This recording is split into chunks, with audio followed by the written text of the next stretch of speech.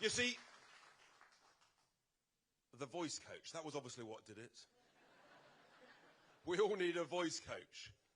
On Christmas Eve? Really? Early Christmas, well, there we go. It's a family show. But seriously, folks, how could it have got so bad, so quickly? We were told that our Rachel would sort this all out. I'm unclear. Is she Rachel from accounts, or is she Rachel from complaints?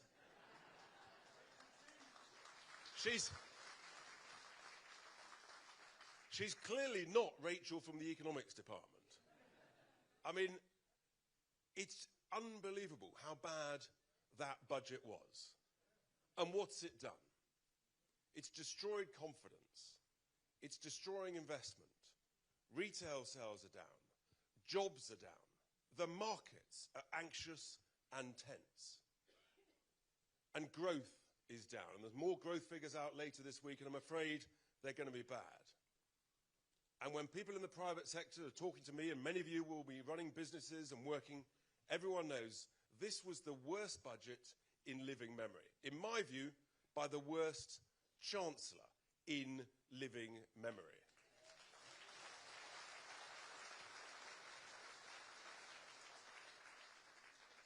But of course, the Prime Minister has got to stick with her, because the moment you get rid of your Chancellor, you know who's next. So we've got to live with this, and it's not going to be easy. What are they good at? Let's just try and be optimistic, shall we? Any ideas? All right. As an MP, I'm going to call that fibbing, okay? Otherwise, the Speaker might get grumpy with me. There you are, you see. They're very good at taxing people. This is where I wanted to go, sir. The only thing they're giving away, the only thing they're good at, is giving away our money. And who are they giving it to? Well, it turns out they're not giving it to things that might grow our own economy. No. Let's give it away to overseas, shall we? So let's spend 10 billion on overseas climate aid. Is that a good use of our money? Okay. Well, let's try something else. What about let's give it away to 22 billion pounds on carbon capture technology?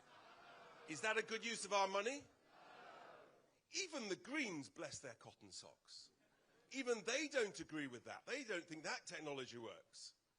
Where else do they want to send billions of... Oh! I'll come into that in just a second. Our mate Lammy, Mr. Lammy. Well, good old Dave. Apparently, he's just starting negotiations on reparations with the Caribbean. Is that a good use of our money? And then we come to our friends Mauritius. Now, I'm a real estate guy.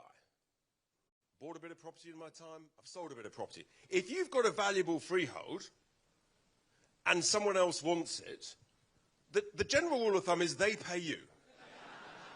I mean, I don't think that's rocket science. I've never known a property deal where I've got a valuable freehold and there's a bloke over there and I said, tell you what, my friend, I'm going to pay you to take this valuable freehold off my hands. And I'm going to then pay you every year and I'm going to link it to inflation.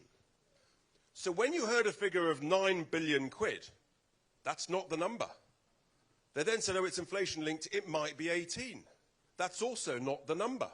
It turns out that the number over 99 years, if you assume inflation at about 3%, it's 50 billion pounds of our money over the next 99 years that we and our children and our grandchildren would be required to pay.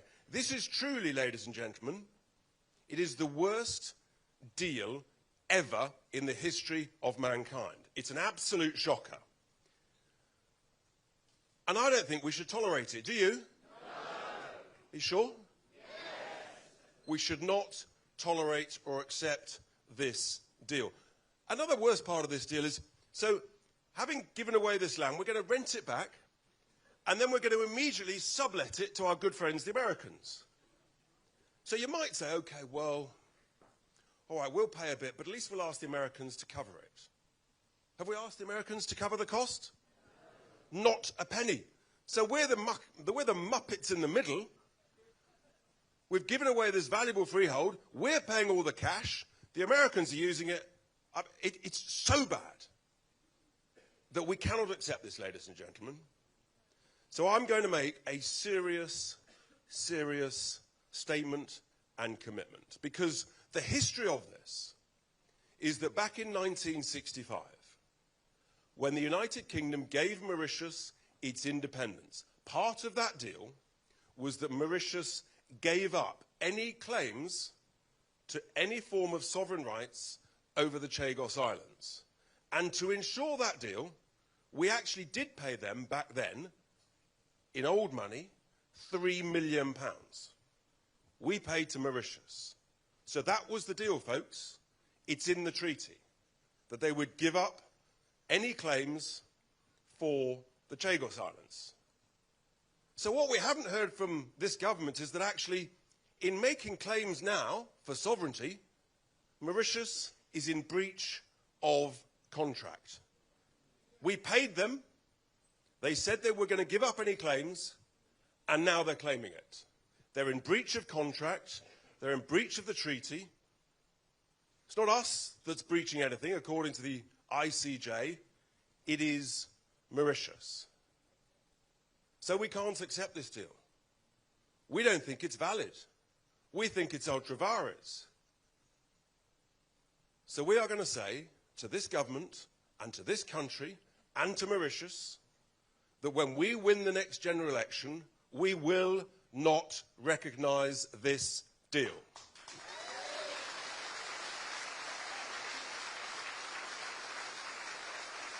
Furthermore, when we win the election, we will stop any further payments to Mauritius.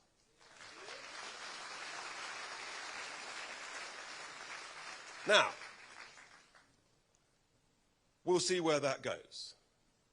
But nothing is off the table, folks. Nothing at all. We're the second biggest tourism provider to Mauritius. Nothing is off the table.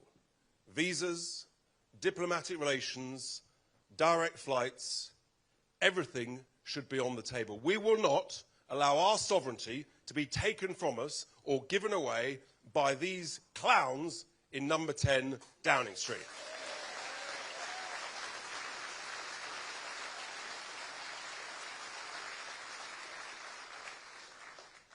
So that's Mauritius. I mean, things are not going well. There is some good news. There is some good news. It's only 4 years to go until the next general election. But in the interim, we're going to do amazing things when we're allowed to have elections this year. In some places, we're allowed to have them. In others, they've been cancelled. But we're going to do brilliantly in the May elections. And then next May 26, we're going to do incredible things in Wales and Scotland. And we will prove to people that we actually have the skills and the nous and the oomph and the common sense to win the next general election and to run this country. The other good news is that we're going to scrap other daft things. I mean, the biggest of which, the waste everywhere is extraordinary. I must just touch on my friends, the bats. Now, some of you may love bats. I'm not a great fan. But to typify the waste of public expenditure, our cash in this country, you have to look at our friends, the bats. Now, who would like to spend £1,000 of taxpayers' cash on a bat shed? Anyone? Oh, you're such a stingy lot over here. Come on. Anyone want to spend £1 million over here on a bat shed? Okay. Any bids for 10 million? So if I told you that HS2 has spent 100 million of your money on a concrete bat shed, you'll tell me I'm bonkers. I'm afraid, folks, it's true. Worse than that, the boss of HS2 said he would do it again. 100 million of your cash on a bat shed that doesn't help the bats doesn't protect the bats. It's complete insanity. Absolutely ludicrous. The waste is everywhere, all across the public sector. And typified, of course, by what I now call net stupid zero. When we get into power, we will scrap that. It's the worst policy in this country. Do you want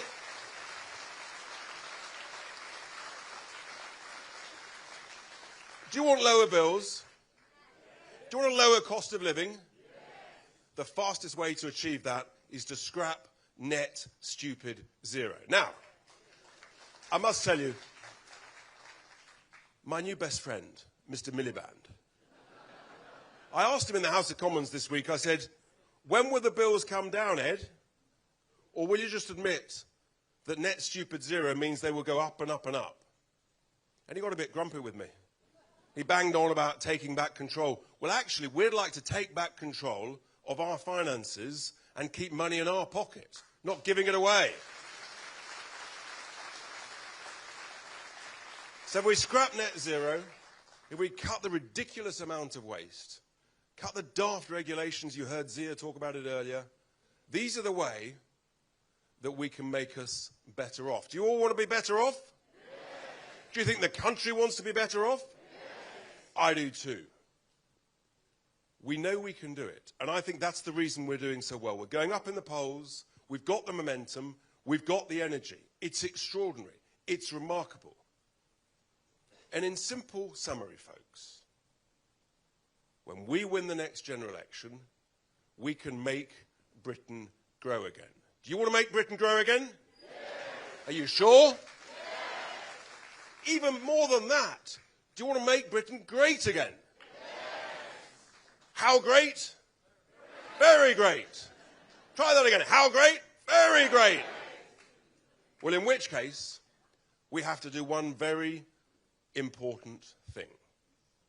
We have to win the next general election and make Nigel Farage the next Prime Minister of this country. Is that what you want to do? Yes. Are you absolutely sure? Yes.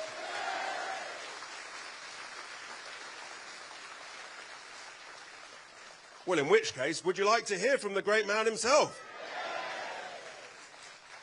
Well, thank you very much for listening. It's been tough in the Widdicombe-Farage sandwich, but ladies and gentlemen, please be upstanding. Give a huge, rapturous welcome for the man who must be the next Prime Minister of the United Kingdom, Nigel Farage.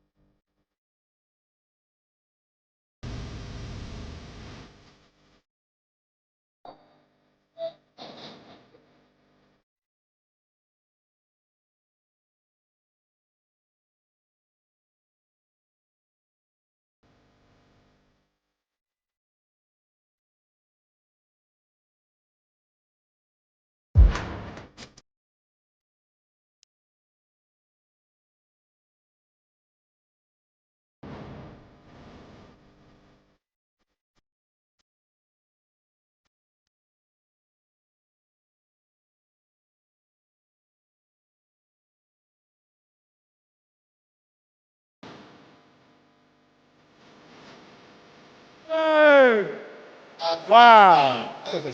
Amazing. Well, thank you very much indeed. What a wonderful warm reception on this Wiltshire afternoon. Now, I've got a very important message to show you. Would you like a quick flash? We have reached 200,000 members! How about that?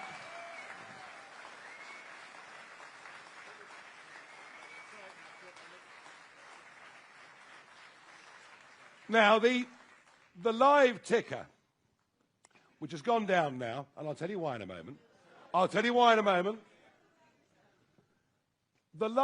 become obsessed with the live ticker. You know, I wake up, this one's working still, is it? Let's have a look, shall we? Oh, we're roaring on now, aren't we? Whey! Now, the idea behind this was that as we got past 100,000, we realised that the Conservative Party had sent out 131,680 ballot papers in their last leadership election. So we thought, well, we'll put that up, and who knows, maybe we'll go past it. And on Boxing Day morning, we went past that number, only to have the leader of His Majesty's loyal opposition accuse us of fraud, saying we were making it up. Well, we weren't, because we got people to come in and check and look at the back end, and it's all absolutely legit. So I was thrilled to go past that number. By the way, I have it on good authority now that the Conservative paid-up membership is now less than 100,000. So, since we launched this, and by the way, in the modern world, to have got here this quickly, isn't it truly extraordinary? Doesn't it show you something is happening in this country? People want real political leadership. They want real change. That's what that tells you. That's what that tells you. But as soon as I come off stage, that message will change. And it will say that the Labour Party, oh yeah, we're coming for them, don't you worry about that.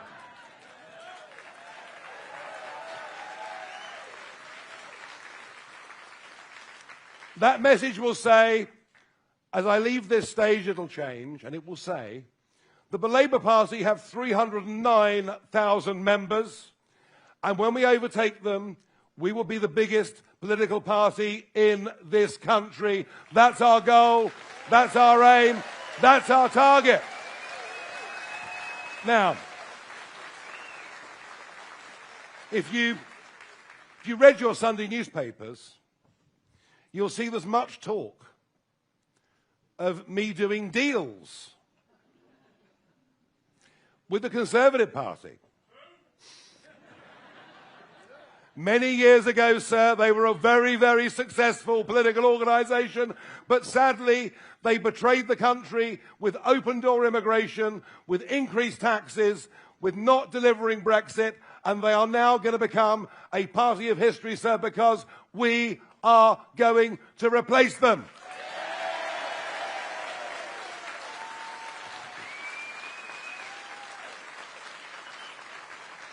So let me be clear. If you do a deal with somebody, and perhaps I'm old school, because I believe that my word is my bond, all right? But if I shake someone's hand and do a deal, I look into their eyes and I do the deal on the basis that I trust the person that I'm doing a deal with. I made, I think, a very magnanimous gesture as leader of the Brexit Party back in 2019. When I said we would stand down in 320 seats to give Boris a clear run to get in and get Brexit done. And it was the right thing to do at the time. It may not feel like it today, but it was, I think, a moment to put the interests of the country before the interests of myself or the interests of the party. And it was the right thing to do. But with a majority of 80, do you know what? They didn't even say thank you, which shows you what low-grade human beings most of them are. And they betrayed everything about Brexit. Brexit was about taking back control of our borders. Brexit was about reducing the numbers coming into our country. Brexit was about getting rid of excessive legislation that ties up so much of the time and effort and money of the 5.5 million people out there, men and women, that run small businesses. Brexit was about re-establishing confidence in who we were as a country. None of it was delivered, and I will not be doing deals with any individuals or any party that I view to be dishonourable and undeserving of ever being in government again in any capacity.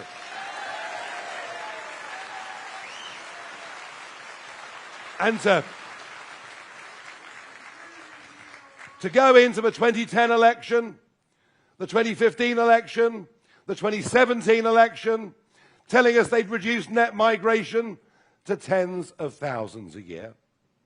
To win the majority saying the numbers would reduce, and then to finish up in 1 year alone with net 1 million people coming into Britain is as big a betrayal of a promise made to the British people as there has ever been in political history, and they must never, ever be forgiven for doing it. Now, but it would appear that the rise of reform is prompting changes in the other parties. Not just Kemi giving a speech the other day about how tough she's going to be on immigration, the very same Kemi who campaigned for foreign students to bring dependents with them. Quite why coming to university means bringing a mum, I've never, ever fully understood. But the Labour Party will be going on the attack tomorrow. They'll be showing us how successful they are at deporting people who've come here illegally. That's their big plan. What they won't tell you is over half of those that are going voluntarily, that many are getting £3,000 to go. Oh, yes.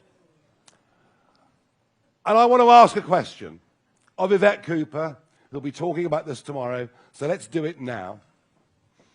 How many of those young men that have crossed the English Channel in small dinghies since you got into government have been deported on those planes?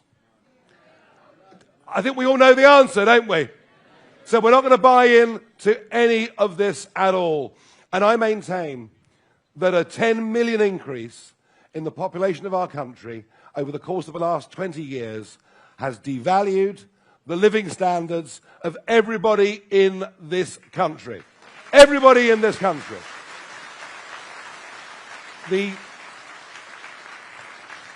It's truly incredible. The wave of people that came under Boris Johnson from 2021, of the millions that came, only 20% are working and contributing. The rest are costing us, the taxpayer. It's an outrage, and we're the only party that actually has the courage to stand up and say that anyone that comes here illegally will be deported. Simple as that. Simple as that. And we're the only party that will say that overall migration needs to be, this is the one net zero we approve of. No more population increase through immigration for many years to come until we get some hope of sorting out the mess that we're in. We haven't got enough houses. We can't get GP appointments. Our roads are completely overloaded. Our infrastructure is crumbling. No population rise through immigration with a reform government is a promise that we make to you. But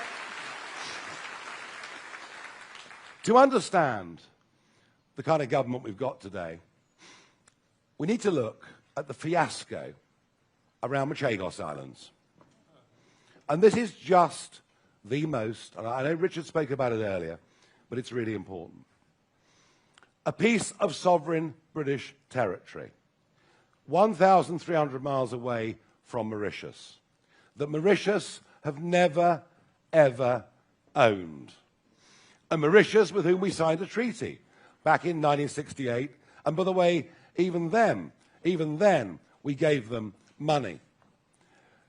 But for Keir Starmer and his government to pretend that a ruling of the UN's International Court of Justice, which has no legal authority over this country whatsoever, is somehow the reason to give away these islands.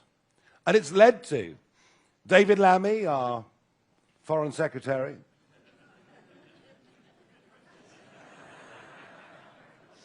or left-wing sixth former, I'm not quite sure which. But it's led to David Lammy saying, don't worry, there's no threat to Gibraltar, there's no threat to the Falkland Islands, because the people of those islands will decide their future. Well, no one's asked the displaced Chagossian community what they want, and it's pretty clear they want to go back and resettle on some of the islands. And we as a British government should allow them to do that. It would be right and proper, and it would actually deal with the injustice that was done to them back in 1968. But of course, it is the island of Diego Garcia that matters.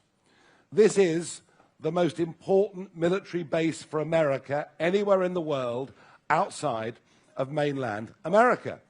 And let's face it, folks, without America, we are defenseless. We need America. And Diego Garcia is one of the single most important things we give in this special relationship. But it turns out that Philip Sands, KC, one of Keir Starmer's closest friends, has been working for the Mauritian government for years, that he even went to the Chagos Islands. This is a British citizen. He went to the Chagos Islands.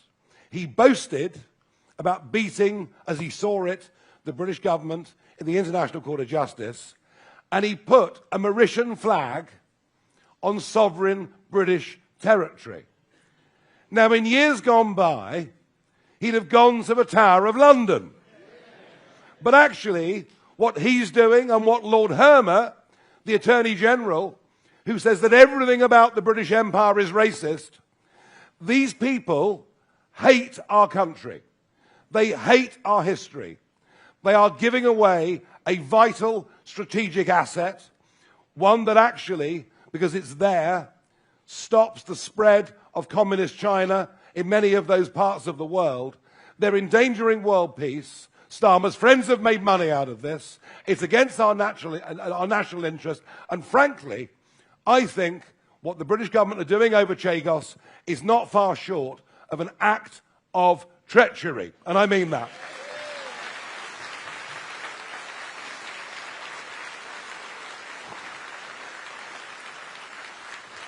Oh, and then there's the money. So it's generally agreed that £9 billion we will pay for somebody to have something that is ours already. All right? And the Chagossian Prime Minister, the Mauritian Prime Minister, boasted last week in his parliament that the money, the payments, would now be inflation-linked. All right. So let's assume that the payment is £90 million a year. The Times this week thought £90 million a year would be the fee. And inflation-linked, some speculated, you might have read this, it would mean 18 billion. Did you read that? Okay. It's wrong. If inflation runs at 3% for the next 99 years, and £90 million a year is linked to inflation, the total cost we will pay the Mauritian government for this is £52 billion. £52 billion, which is more than the entire defence budget this year. It is literally, we'll be paying within a few years more than the cost of the winter fuel payment every single year to do something that is against our interests and will damage our relationship with America. And let me say this. If Reform form the next government, anybody here believe that Reform could? Thank you. They're still awake. That's good. If reform forms the next government, we will abrogate the treaty in the same way that Mauritius have done with our 1968 treaty. We will cease all payments, and if we have to, we'll put visa restrictions on Mauritians and end tourist flights to their islands. We will not put up with this, and nor should we. Let's defend the national interest. Let's put Britain first. I'm also very keen that a reform government, that we re-industrialise Britain. Let's get people back into proper, well-paid working jobs. The madness. I mean, even some of the people you met outside earlier.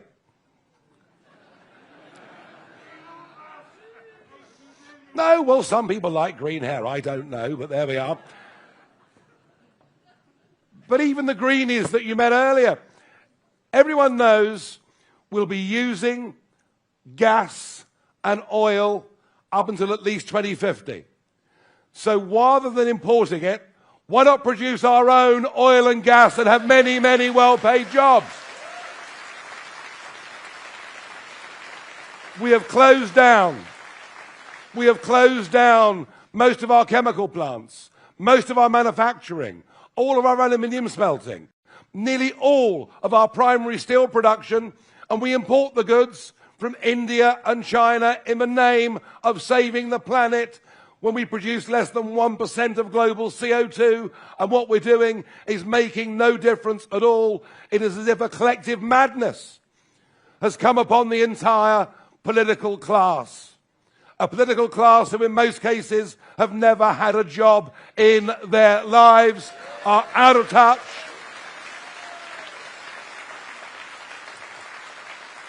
And to think that a British manufacturer now has power costs that are 6 times that of his American counterpart shows you the sheer crass idiocy, moronitude, stupidity.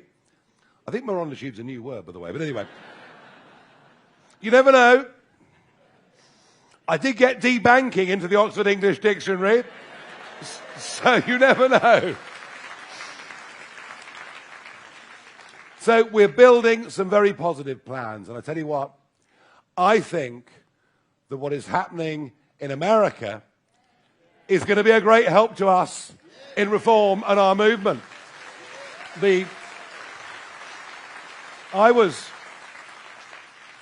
I was just about the only public figure in Britain that stood up and defended McDonald back in 2015 and 2016.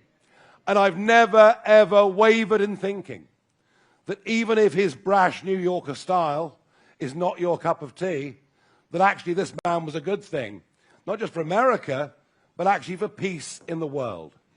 And I can't tell you how honoured I was to be in that room in Mar-a-Lago that night of the 5th of November when he won.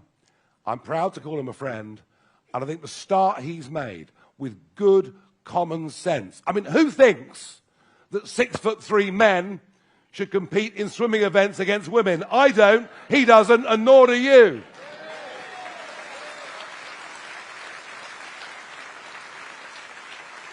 So amazing the start they've made, and yes, cutting the size of the administrative state. They've been having a go at the US foreign aid budget, but think about our foreign aid budget. We've been giving money to India, Argentina, China, all sorts of countries, all sorts of crazy causes. We must cut the size of the public sector. We must cut the size of the administrative state. And we must understand that actually, if we're going to get ourselves out of trouble, we'll only do it through hard work, making money, getting tax revenue, without which we can't afford to have pensions. We can't afford to have health. And I want to say this to you, and I really mean this.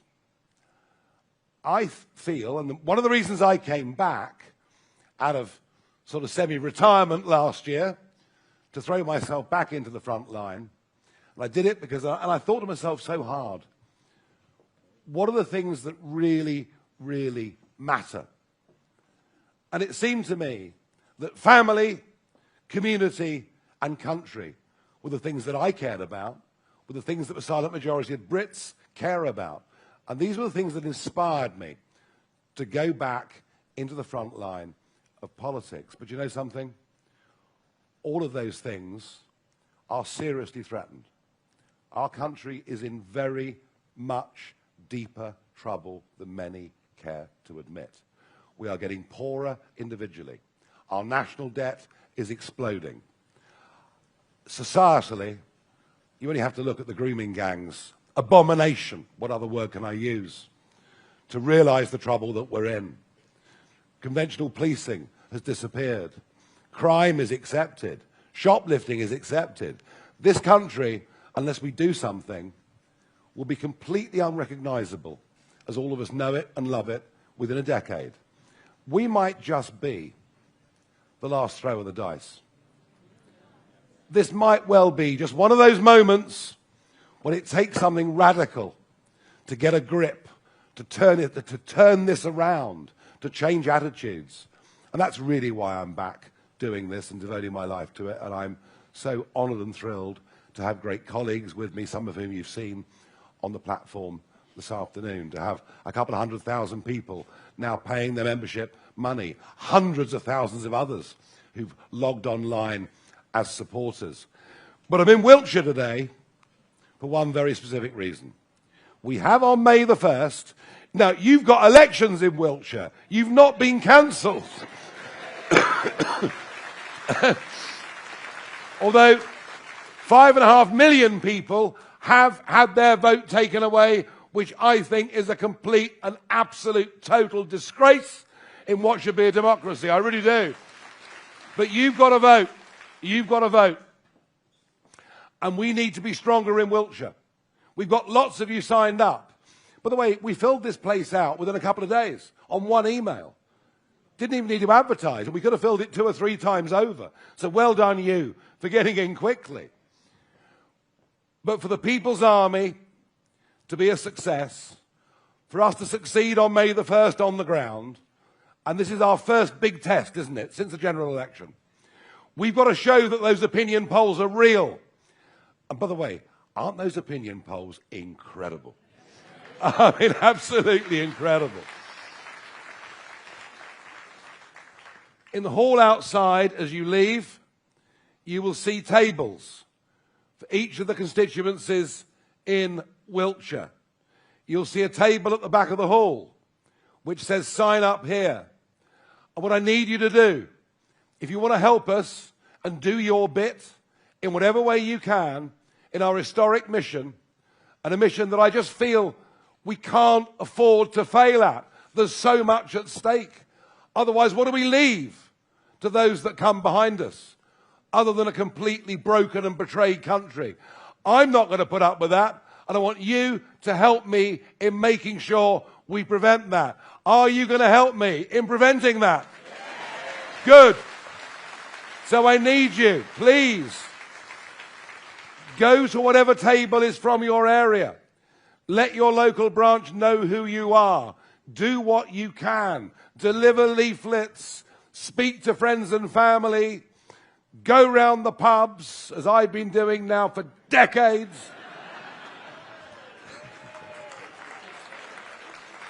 Although, to be honest, I haven't got quite as much time as I used to have, but never mind. But what I also need, I need more of you to stand up and put yourself forward to be considered to be a candidate in the Wiltshire county elections on May the 1st.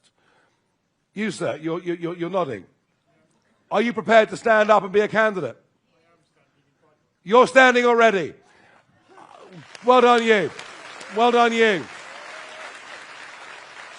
But I need people. So come on. Are there some of you in this audience who would consider putting your names forward to stand in these elections? Yeah, who said yes? Stand up. Anybody else prepared to put themselves forward to be candidates in these elections? More people standing up over there, and over there, and over there, and over there, and over there. Whoa! This is incredible. This is incredible. This, for those of you watching this, And keep standing, please, for a moment. For those of you watching this on the live stream, and we get huge numbers that watch this live, and they're interested parties, they're press, they're all sorts. For those of you watching this on live stream, if you haven't joined already, get online and join now. And have a look at what these people are doing. Something extraordinary, something remarkable, something historic is happening in British politics. The good, ordinary folk of Wiltshire, today, right before my eyes, are standing up and saying they're going to fight for our country. We need to put Britain first, and we intend to make Britain great again. Thank you very much indeed.